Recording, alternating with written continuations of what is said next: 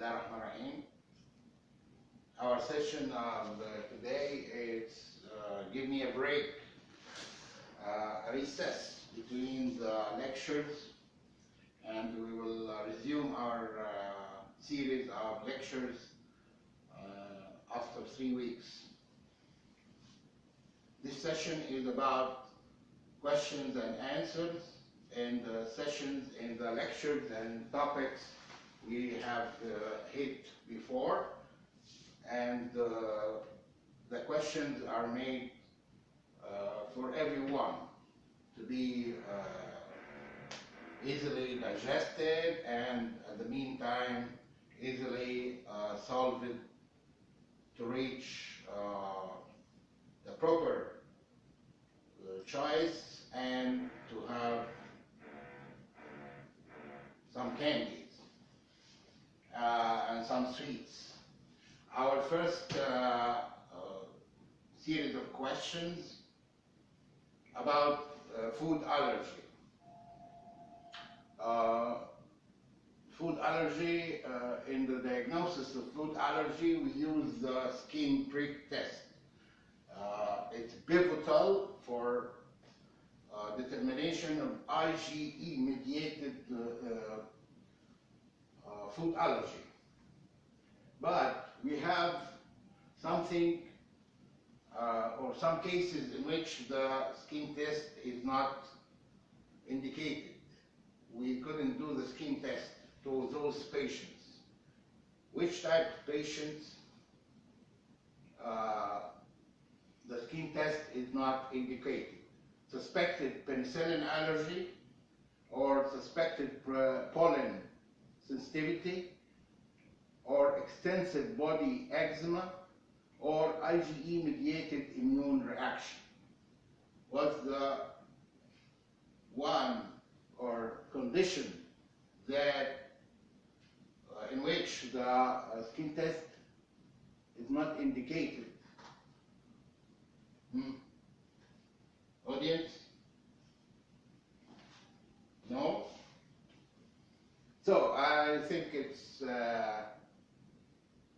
should be declared that we will take number one, the suspected penicillin allergy is not a contraindication to a skin prick test because the amount of the because penicillin is not included in the skin prick test, and the amount of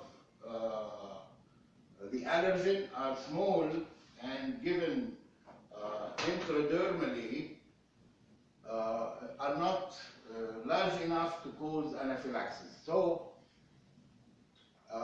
this is not the answer. The second one is suspected pollen. The sensitivity is the same. No problem. We test for pollen sensitivity and the skin prick test, and it's not a contraindication. The last one is IgE-mediated. The skin prick test is meant for IgE-mediated allergy.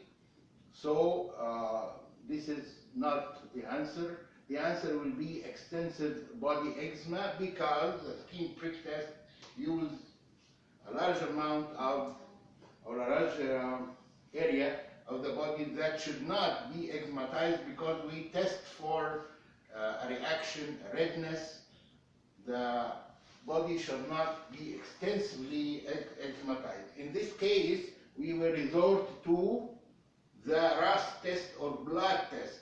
So in extensive body eczema, we test the blood, not the skin prick test. The second question is about food allergy as well.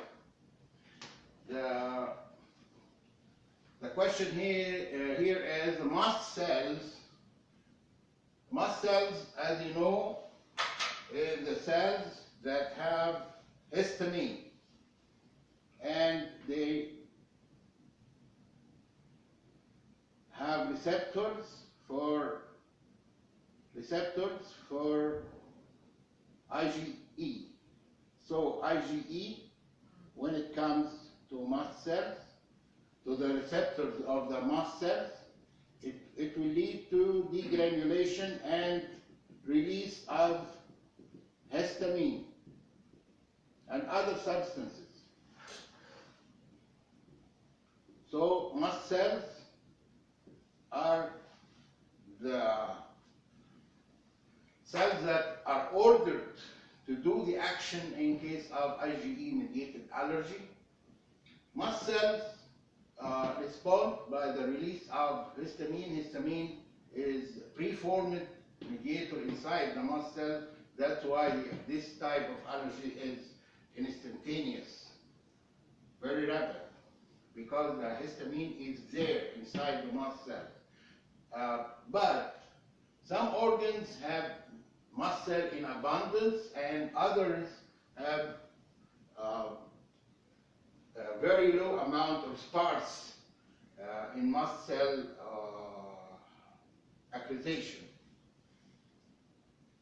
The first answer, mast cells are abundant in excess in some organs, the respiratory system, except which of these systems have no abundance of mast cells, have very little mast cells, respiratory or gastrointestinal or the central nervous system, or lastly the skin. Yeah, the answer is CNS.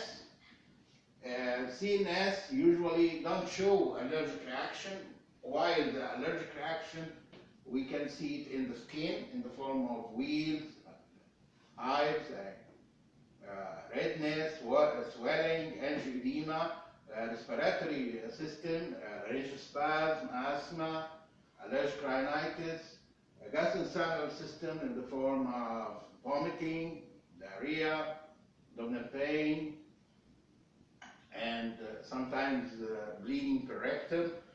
So the only system which is not full of mast cells is the central nervous system, and this is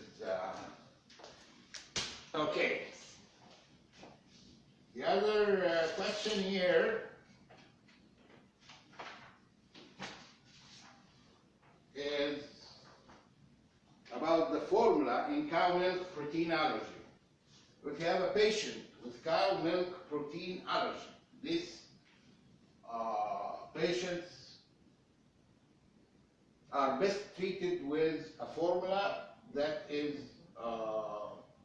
matching or proper for this patient and will not induce cow milk protein allergy. We know that cow milk protein allergy is related to glycoprotein, which is beta-lactoglobulin, which is a large polypeptide with folding. So it's many amino acids in series, and there is what we call epitomes or folds. This is the protein that is allergenic in the cow milk. It's beta-lactoglobulin. So if our patient had cow milk protein allergy, what is the best formula for this patient? We have many formulae in the market. We have all these formulae available in the market. The partially hydrolyzed formula, there is partial hydrolysis of the protein into smaller polypeptides. The soy protein based formula, it's the protein is here not cow milk but coming from plant origin, from soybeans. Is this the one suitable for cow milk protein allergy, or the amino acid formula? It's fully broken polypeptide into small amino acids, the units which are amino acids, or the last one is goat milk based protein, and this protein comes from the goat. So, which formula is suitable for the cow milk protein allergy infant? The partially hydrolyzed formula, it's broken but into smaller polypeptides, soy protein or plant origin protein formula, and all these are available.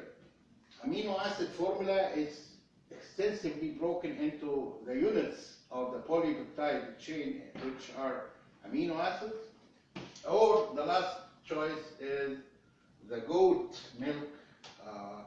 It doesn't come from cow, it comes from a goat. And this goat milk modified, so it's the goat milk or goat protein is used instead of cow milk protein. Which one is the best for cow milk protein allergy infants? The price around chocolate. The first one.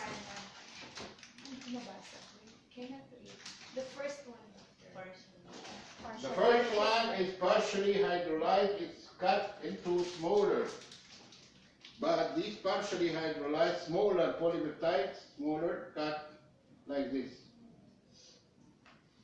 Instead of series or a polypeptide chain like this, it's cut into smaller parts. But there is someone, the protein is cut into the units. It's units. It's amino acids.